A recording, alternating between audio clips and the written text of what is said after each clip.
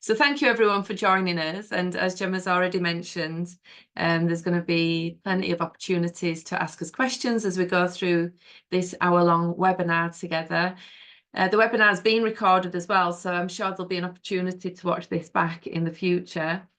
So we're introducing to you today the approach that we adopt at Lives Through Friends when we're working alongside people to help them achieve the life that they want to lead and to maybe overcome some of the barriers that they're experiencing in achieving that as well. We're going to hear from the founder, Bob Rhodes, in one of the videos that we've got embedded in the webinar. So you'll be hearing from Bob, who set up Lives Through Friends 15 years ago, and has spent his whole career supporting people to achieve a good life in a way that makes sense to them.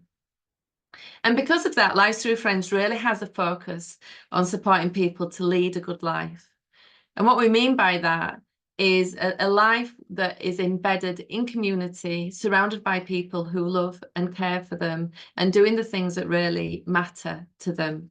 And in a situation where any service or support that the person receives then becomes supplementary to a good life that already exists and is actually complementary to being able to continue to lead that good life as well.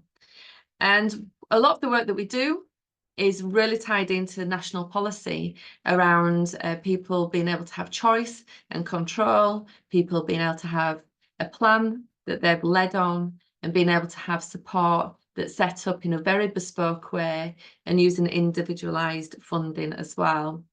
And over many years, Lives Through Friends work hasn't just had an impact in England and in the UK, but also has an international reach where we're working in countries all across the world, especially with Bob's influencing work that he's doing at the moment. So just a little bit about us as facilitators. I'll introduce myself. So I'm Liz Leach Murphy, as you can see by the name on my screen.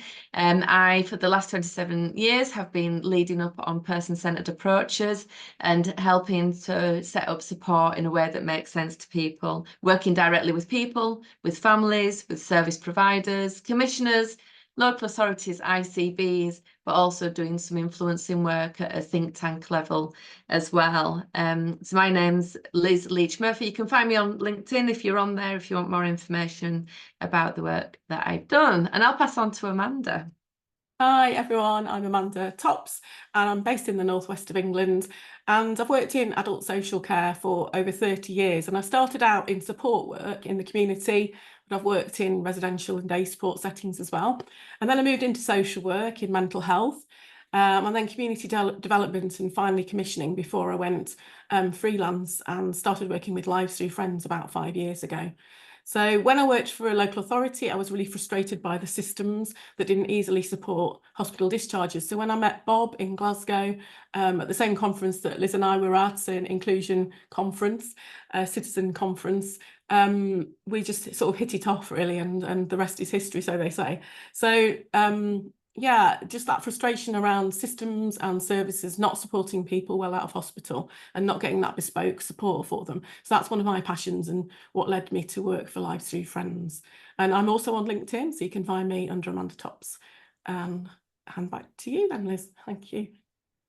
Thank you. Okay, so let's have a look at the next slide, and this just provides an overview of what we're hoping to cover today. So what is a good life? When we talk about a good life, what are we referring to? What do we mean? We'll look at how we adopt a solution-focused thinking approach in the work that we do, and we'll be demonstrating one of the models that we use in the work. We'll be looking at how we focus on gifts, that's people's strengths, interests, passions, connections, to shape up the work. And we'll also be introducing circle of friends and community mapping as two really practical approaches that we use as well, and how we plan for intentional connection within that work. Okay, thank you. So Gemma, could we move on to the next slide, and let's have a watch of the video from Bob Rhodes where Bob talks through the approach in more detail.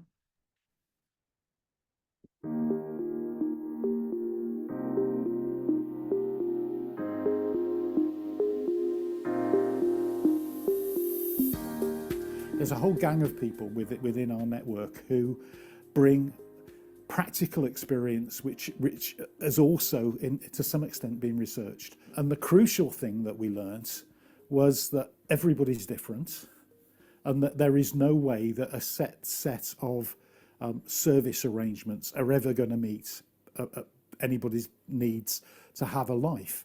You can have a series of institutional arrangements which will enable somebody to have somewhere to live and something called support, but without you do all the stuff which is about creating relationship and is about creating opportunity and crucially managing the behavioural issues that will continue in a positive and effective way.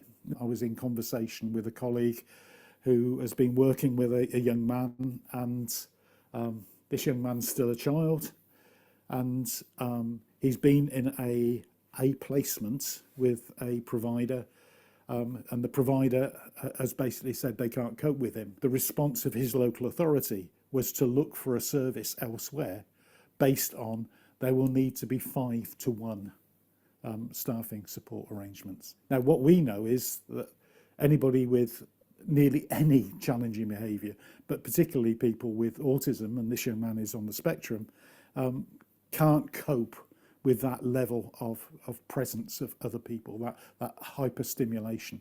So why on earth would the system be so preoccupied with control that it basically ensures that the problems are going to continue? Now, when we design around an individual, we're designing in order to ensure that progress is possible. And in this case, we would design a service where there was never more than 2 people with that individual, but they would be very, very skilled people. And they would be able to, over time, develop the original assessment that we would have about how to manage that level of overstimulation, how to help the person to self-regulate, how to help the person to process, and about how to create a life. Now, none of that stuff normally is included in a needs-led assessment. The way in which we set about assessing is what's the best life that somebody can have. And then we have to ask the question about how do you get there? Once you've established where you're trying to go and you know that you're on a journey, then how do you keep things flexible to pursue that journey? Now, the whole system that we work with at the moment doesn't address that issue. Lives Through Friends was a very carefully considered title. We wanted to be really, really clear about what we were about. In the final analysis, we spend a lot of our time trying to work out what really matters to an individual. The fundamental thing was relationship. The fundamental thing was love. The fundamental thing was belonging. That's the starting point for us all. And it's not recognised in our policies because there is no way the state can provide care for us all. It can only help us care for each other. And that's the basic principle about Lives Through Friends. It's this notion that, we're on a journey, we have to find solutions. And for everybody, the solution will be different. And we need to view the resources of the state in a very, very flexible way. And part of the problem we've got is we've fallen back on assessing need as the means by which we establish whether people are eligible and how much we should spend, instead of saying what really matters, what's the good life for this person, how can we move towards that good life, and how can we use all of the resources in health, in social services, in housing, and in other activities in a very flexible way to pursue that goal.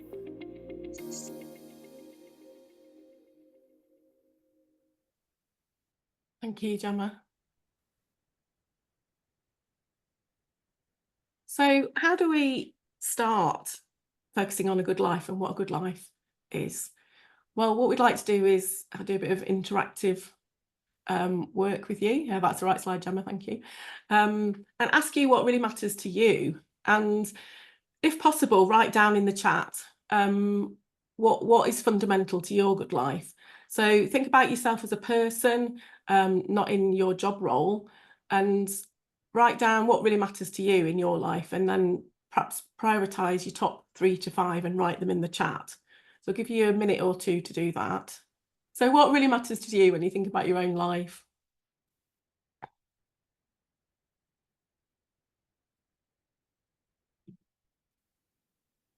Family.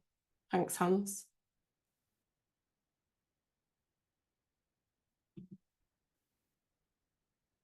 Relationships, meaningful activity, and love. Thanks, Lisa.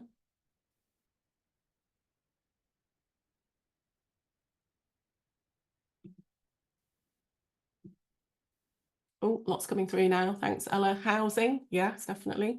Spending time with family and friends. Good food, that's a good one, Martina. Access to nature, yes, wonderful. Family, having a home. Family, being outside, and neighbours. Yeah, wonderful, Rebecca. Thanks, Rebecca. Any others before we move on? Thank you for all your contributions. That's wonderful. Health, friends, housing, and being happy. That's great. And how do you think, oh, sorry, Sophie, I'll add yours. Love, family, friends, art, and conversation. Access to community, garden, goods, and services. Thanks, Ella.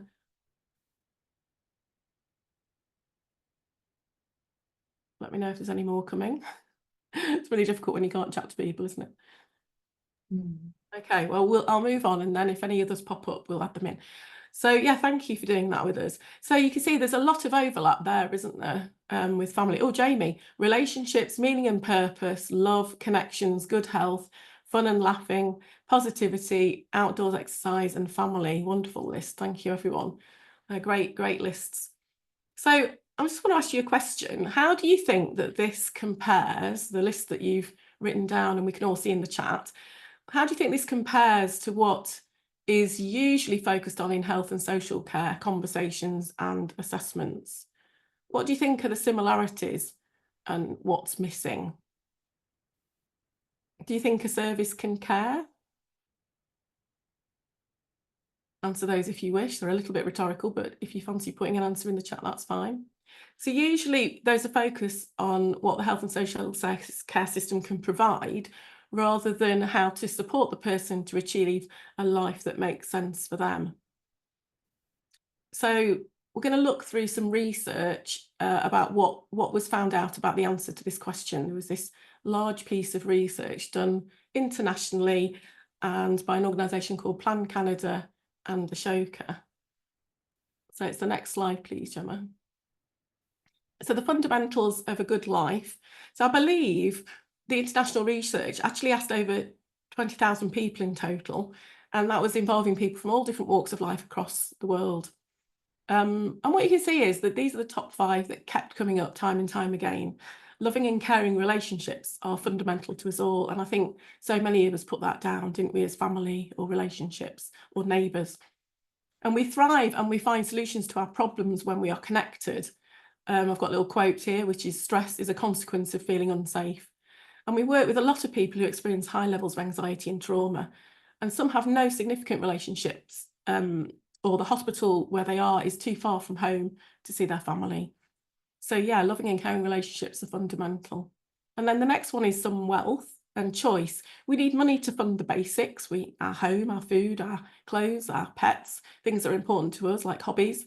And wealth gives us that autonomy to make personal choices. And then my contributing place in the world, purpose and having a purpose and opportunities to do things like work, to give back, to volunteer, to belong are really, really important. And then number 4 on the list is a home of my own. This is something that I'm sure we all find really, really important. And somebody mentioned in the chat, it's that safety and comfort, isn't it? That reassurance of a place of safety, a place to be myself, a place for recreation and relaxation. And then finally, the thing that underpins all these and is derived is safety and security, which is derived from all the above being in place. So, I mean, what's interesting to me is how similar these 5 choices across other research and work individuals have done. There's such a big overlap. So, for example, Simon Duffy and Wendy Perez's keys to citizenship and everyday citizenship. Human rights, for example, the right to a home, the values of inclusion, where everyone can contribute and everyone is ready and everyone needs support. And then in the Hertfordshire research recently about living my best life, where 22 individuals who had learning disability talked about what makes their strong foundation after their hospital stay. The fundamental things that were involved were just so similar: feeling safe in my relationships, making choices, happy with who I am, and belonging and busy. The overlap's massive, isn't it? So I think we're on to the next slide now. I'm going to hand over to Liz to take you through the possibilities thinking. Thanks, Liz. Thanks, Amanda. And I think that framework that you've just been through really helps to set the foundations of the conversations that are important to have, and to get an insight around, you know, how people want their life to be. So I always keep them as a bit of a pillar for the conversations that we have together, to get a true picture of what we're working towards. And just want to say, nice to see some familiar names in the chat function there as well. I'm really glad you could join us today. So we need to be purposeful in this space as well. One of the most important things is having a real insight into what makes sense to people, and to have a good understanding of what good looks like, so that we can work with honesty and trust and respect and integrity as well. But the second most important area is making sure we actually do something together that makes a difference. And so one of the frameworks that we use at Life Through Friends is the Go Mad framework, which was designed by someone called Andy Gilbert, who's written extensively about how we can work effectively in making a difference, either individually for ourselves or collectively alongside others.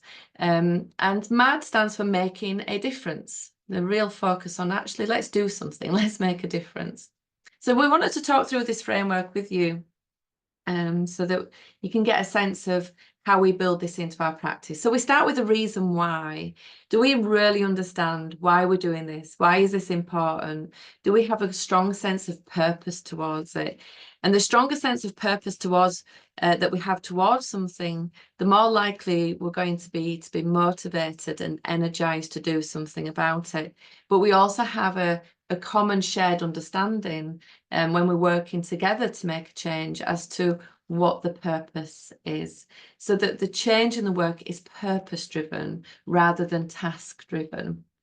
To have a definition of the goal, which is in the bottom middle of the diagram, what does it look like? If we are successful together in making this change happen, what would it look like? What would we see happening around us? What would we hear being said around us? And what would it feel like? So that we get a real sense of whether we've actually attained the goal in the work that we're doing together. And naturally, in this work, that's very much getting a sense of, from the person's perspective, what would that be? And what would that be for them and the people around them? The one on the right-hand side, plan priorities, really encourages to think about what is therefore required to meet the goal. What actions, what steps, what do we need to do? Is there any tasks that we need to take on to move forward to achieving that goal? But then looking at that as a big picture and placing that in an order of priority, a logical order. What makes sense to do first? What do we then move on to? And by being able to plan the priorities, it means that we in effect avoid duplicating, so we don't have a bunch of people all doing the same work. So we've got a clear sense of who's taking the lead on what. But it also prevents us from having to backtrack because we've done something too soon, or we've not done things in the right order. And planning priorities, it helps us to feel a sense of momentum and feel a sense of change in a shorter period of time, because we're helping to make sure that the work is done in a way that helps us to achieve that outcome. One of the ones that we quite often ignore when it comes to moving towards something and working towards something is self-belief. And making time to check whether we've got the belief that this is the right thing to do. Do we believe we can make it happen? Do we believe that we've got the knowledge, skills, and experience to make it happen? And if at any point there's a bit of a chink in that belief system or our self-belief, making time to rebuild the belief into the space of understanding it is possible, it can happen, so that we can have the confidence to pursue what we're working towards together. Personal responsibility, you know, are we going to make sure that we make time for this? Are we going to make sure that we prioritize this? Are we going to make sure that we're going to do the work to the standard that is needed? And then involving others, which kind of sits alongside one of the values of inclusion. Never do anything alone. Always do things together, so that collectively we can draw on a collective range of experiences, skills, networks, connections, and motivation as well. So always involve others in a way that makes sense. And then once we've got them foundational parts in place, the taking action and the measure results is more likely to actually reach the change that we're hoping to see. So that's the GOMAD framework. And I'll share in the chat function a link to the GOMAD website and Andy Gilbert's work as well. So if you are interested in exploring that a little bit further for yourselves, you'll be able to do that after the webinar. Okay. So we want to kind of give a bit of an example, actually, and just share a story with you, and to honour the work that Bob has done over the years. We're sharing a story of somebody that he directly worked alongside. So if we could have the next slide, Gemma. I just want to tell you a little bit about Rick. So Bob first met Rick when he was in a position in his life where he was in a setting that wasn't his home. He was extremely unhappy in this setting. And as a result of his level of unhappiness, the people around him who were supporting him were picking up on the fact that Ricky really wasn't settled where he was. He wasn't happy. The way that people were relating to him was really quite negative. So within the team supporting him in his life at that time, they recognised Rick as being somebody who was quite exhausting. He was hyperactive. He was difficult to support. He was difficult to engage. And Rick has a big stature. He's a big man, and he can be quite loud when he's expressing himself. So the people around him also were beginning to find Rick quite intimidating, and as a result, didn't tend to kind of get up close with Rick and kept a distance from him.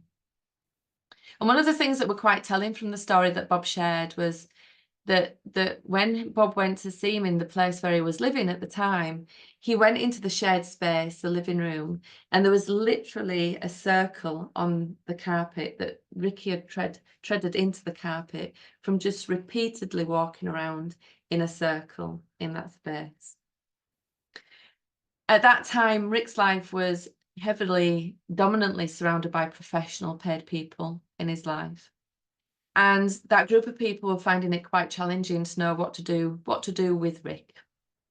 What do we do with Rick? What would good support look like? And what I'd find quite interesting at this moment in time, if anybody wants to get involved in this part of the webinar, is if that's how we refer to someone, if that's how we're relating to someone, if that's how we talk about someone's quality and characteristic and personality, what kind of service are we likely to see provided to that individual? What would that service design look like? What would the support look like? What could Rick expect when it comes to moving out of the place where he was at the time? What kind of place is he likely to have been moved on to? So anyone who's got any thoughts or insights on that, it would be great if you could share that in the chat. In the work that we've done, what was learned is Rick did want to be involved in stuff. He did want to be active. He was active anyway. But the difference was that he wanted to have a purpose. He wanted to be doing something that actually meant something to him and to other people. The other thing that was learned is that he loves noise and music, loud music. And volume was is quite important to Rick. So anything loud, whether it be him or other things around him, is good from Rick's perspective of the world. He loves the open air. He loves being outside. He loves being in the countryside. He loves exploring. So open air we learned was really important to him. And he's boisterous, but the boisterousness isn't about being intimidating. Actually, The boisterousness is about being fun. And when you relate to Rick as a fun friend, you realise that that part of his personality is just part of what makes it fun. But at that point, as I mentioned earlier, he only had paid folk in his life at that time. So we got involved, Bob got involved in doing the direct work with him and doing the good life planning and starting to explore everything that we spoke about so far with regards to building relationships that are meaningful, being alongside people that matter, being able to give something back and have a purpose, and being able to have somewhere to call home. So Ella, thanks for your contribution. Affinity-based groups where friendships can be made, transportation and planning to go to concerts. To live and work on a farm. Brilliant, thank you. Any other ideas, just pop them into the chat before we move on. And what we're also going to share as part of the webinar is, so what is Rick's life like now, you know, as a result of adopting a completely different approach to the usual service-oriented approach. So if you have any other ideas, pop it up on the chat bar there. Music classes, drumming, yeah, brilliant. You can't get a louder instrument that can you than the drums, so that's a really good suggestion.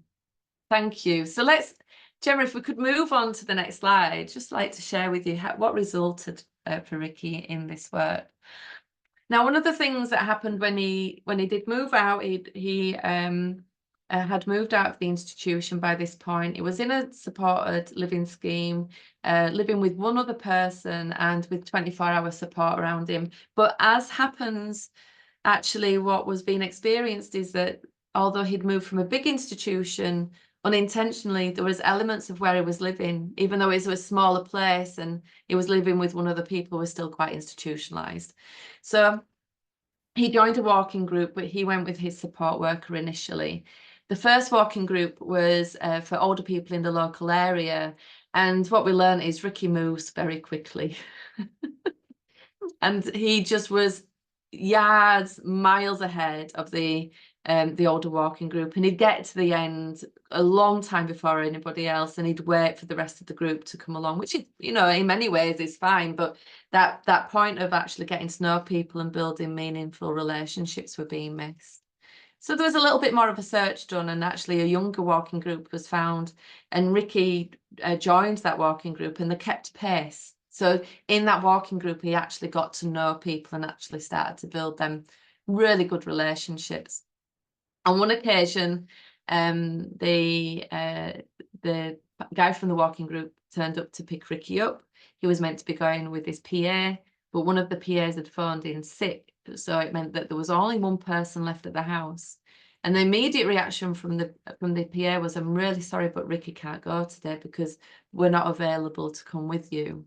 And so we just simply won't be able to join in. And thanks to the forward thinking and the on-the-spot thinking from the person in the walking group, which I'm sure was developed because he'd developed a relationship with Ricky and actually wanted Ricky there that day, said, "Well, why do you need to be here? Why do you need to come? Why can't Ricky just come with me?" And what was learned in that moment is that Ricky's life had evolved in such a way that he didn't just have to have paid people in his life. He had actually established real relationships with people in that walking group. Then as a result of that, one of the people in the walking group was really into heavy metal and actually was in a heavy metal band. And he became one of Ricky's PAs. And as a result of that, Ricky then started going along to his gigs. And then as a result of that, the rest of the band recognised how strong Ricky was, and Ricky was carrying the equipment in for the gigs, that Ricky became an official roadie for the band. And that evolved even further. On one occasion, they'd had a bit of a nightmare journey to get to a gig. And when they got there, the rest of the band decided to sit down and have a drink just to get a bit of composure before setting the equipment up, only to realise that Ricky had gone missing. And when they went into the live room where they were performing that night, Ricky was setting up the stage and getting all the equipment ready. And what none of the band realised is that Ricky had been watching every single move and learning whilst he was with them how to actually get the stage set up. So it's how kind of creating that space and the relationship just evolved Ricky's life to a whole different level to what it had been before, and just being in a space where he can enjoy time with family and friends in that purposeful way, with everything that we've covered about what matters being at the heart of that as well. Okay, so that's Ricky's story, and that's what happened as a result of applying some of the GoMad thinking and the What Matters outline. But I just want to pass back to Amanda, and Amanda's going to talk us through about how to build circles of support. Yeah, thanks, Liz. So from Ricky's story, you can see that some essential people came into Ricky's life that without them, he'd have still been drawing that circle in the carpet at home, wouldn't he?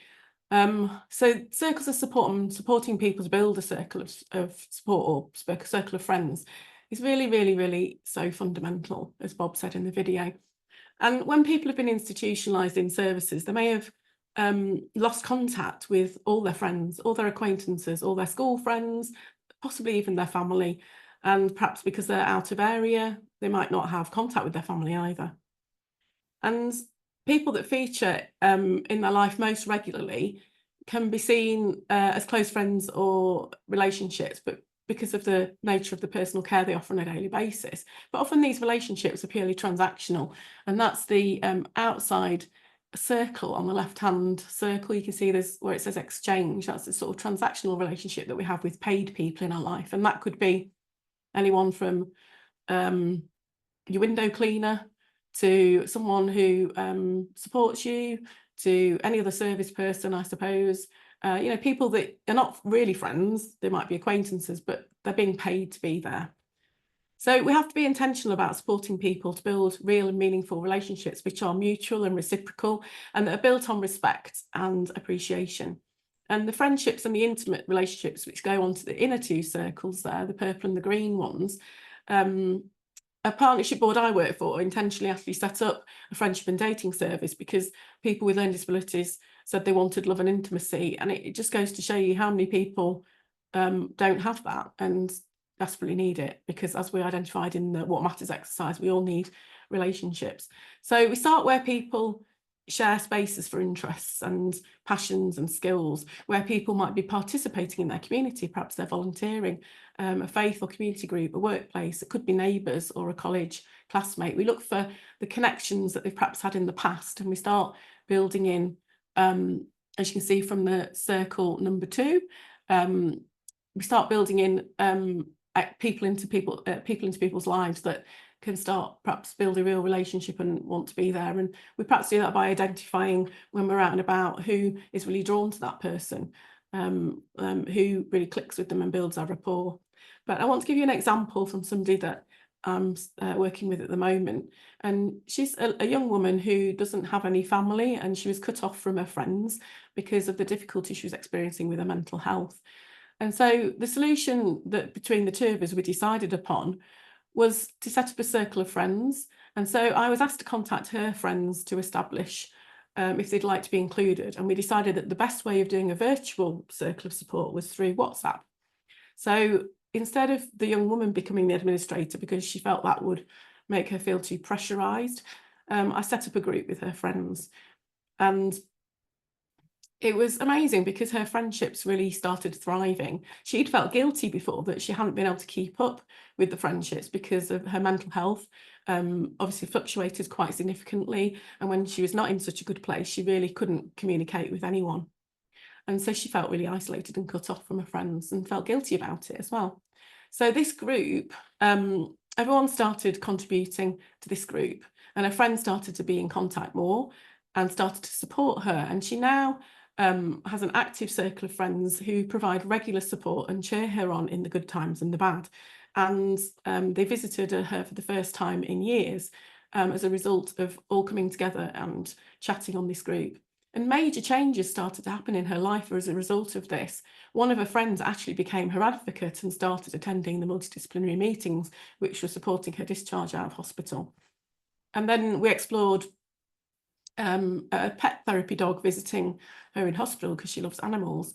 And that is providing that link into the community to start building that circle, so that when she was discharged from hospital, she had contacts and people that she knew outside the hospital prior to being discharged.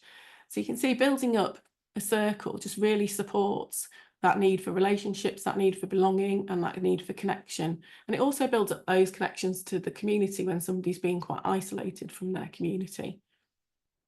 So Liz is now going to talk about building community.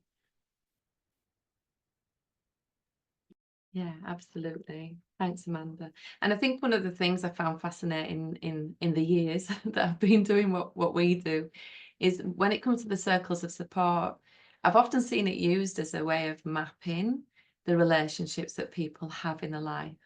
Whereas the intention here is it's really about mapping the potential relationships that someone could have in their life, and being in a space of recognizing where the potential is, but then also being prepared to be alongside the person, to be in that space and to be brave enough to open up a different type of conversation, just to see what comes, just to see what happens as a result of that. And it's the same with the community circles as well, or community mapping, however you want to refer to it. And there's so many different ways of community mapping that we've used in practice before. One of the ways is to start from a place of what's the person's interests, what are they passionate about, what's missing in their life right now, what do they want their life to look like, where do they want to be involved, and using that as a frame to then open a conversation around, well, where is that possible, and involving people in that conversation that are quite active in that community space. So that could be people that are already directly connected to the person, family and friends, or it might be about engaging and finding the people that know the community well and inviting them into a conversation, even if they didn't necessarily know the person beforehand.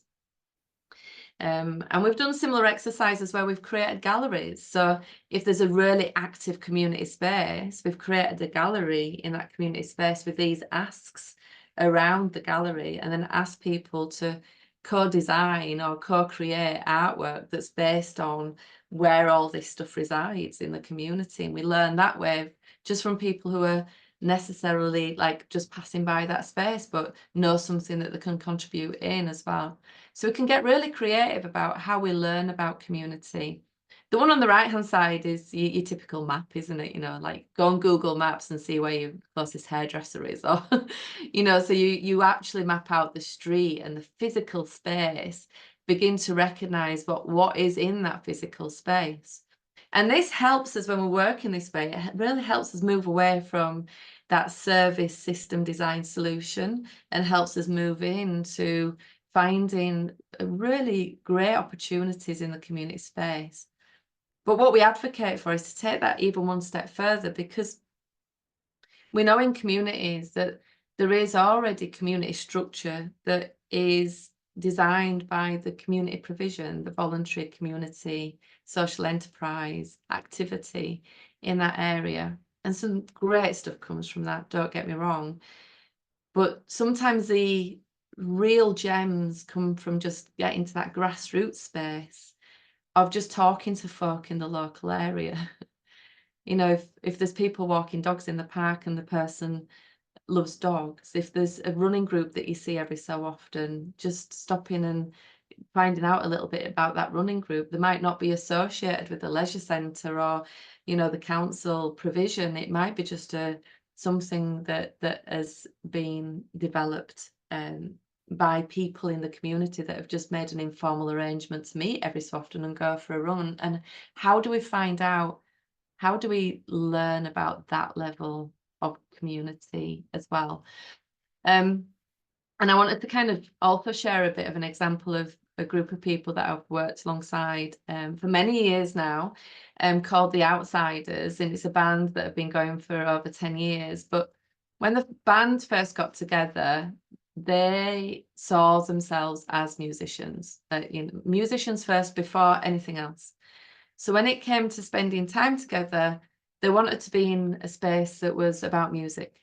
And they're in Leeds, there's a very well-known rehearsal studio called Old Chapel that's been in the music scene for decades and decades. And some of the main musicians from Leeds have rehearsed and come out of that space.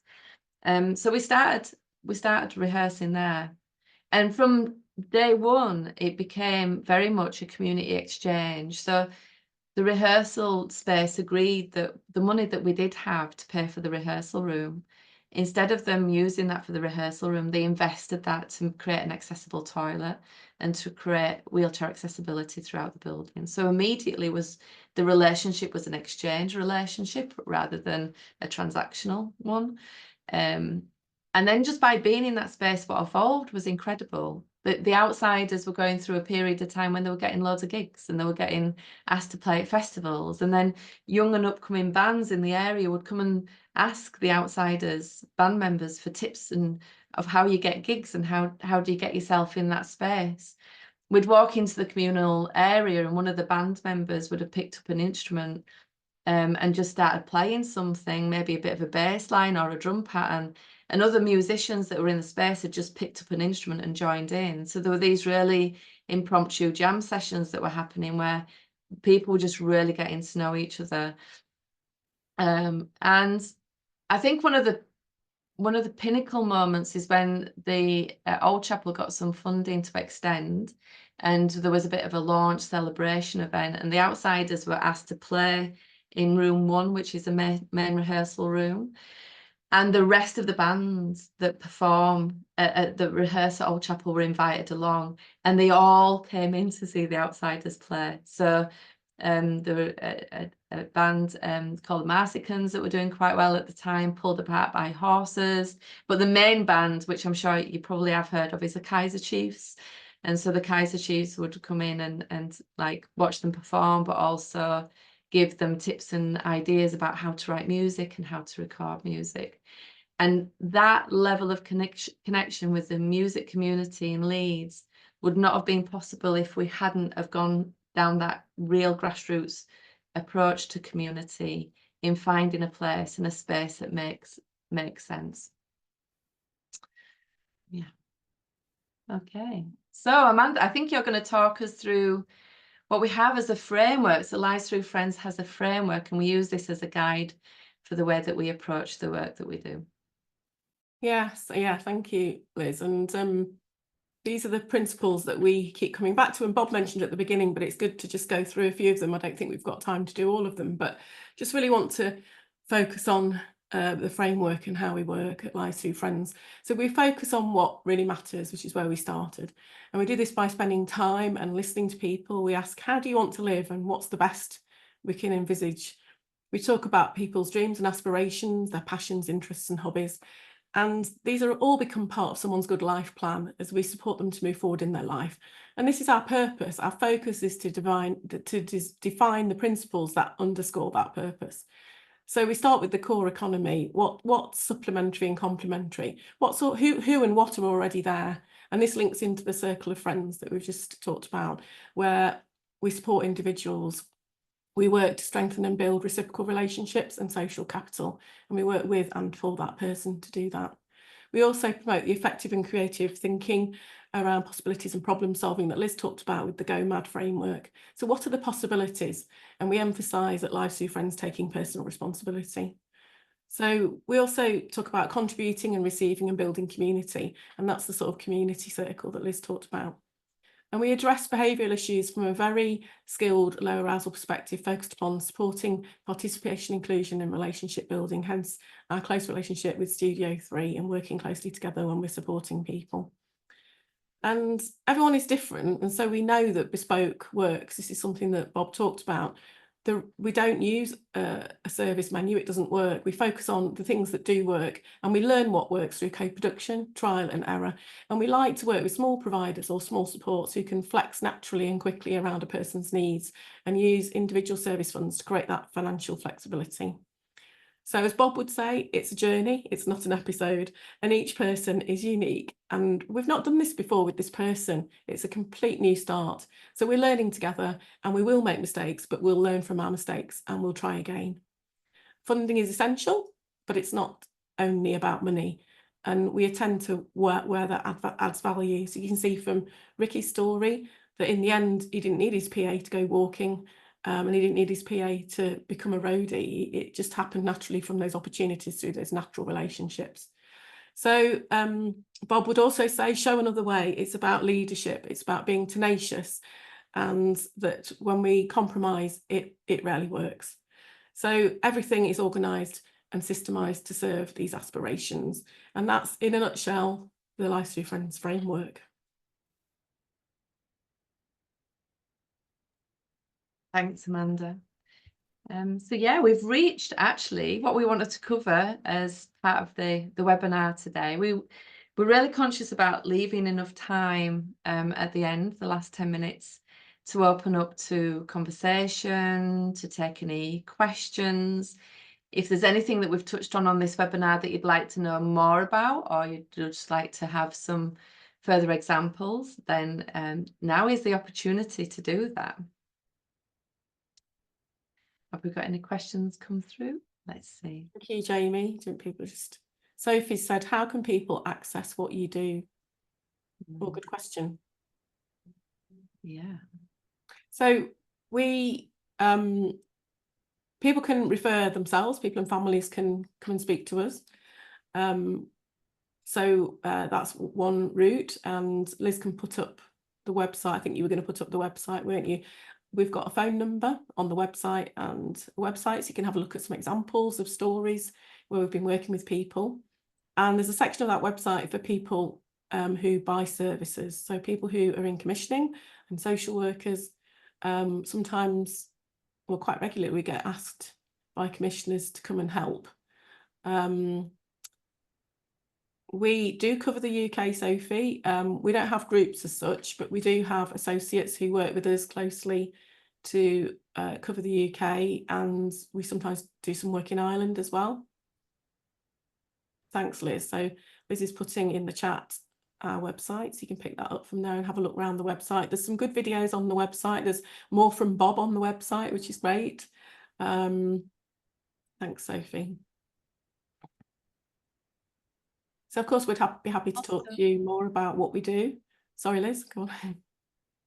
I'll also put up the YouTube. So we've got a YouTube channel with some videos that we have from the event that we ran last year. And I'll pop up the Go Mad Thinking link as well, so if people are interested in any more of that. Yeah, and Liz that's there. And Lisa's got a question, Liz. Would you like to take this one? How could we encourage a provider to invest in your organisation? Yeah, absolutely. I mean, usually when we're brought in to work alongside people, we're brought in to work alongside an individual at a time. So most commissions come from the ICB or from a local authority, or it can be like a joint funded approach that's used.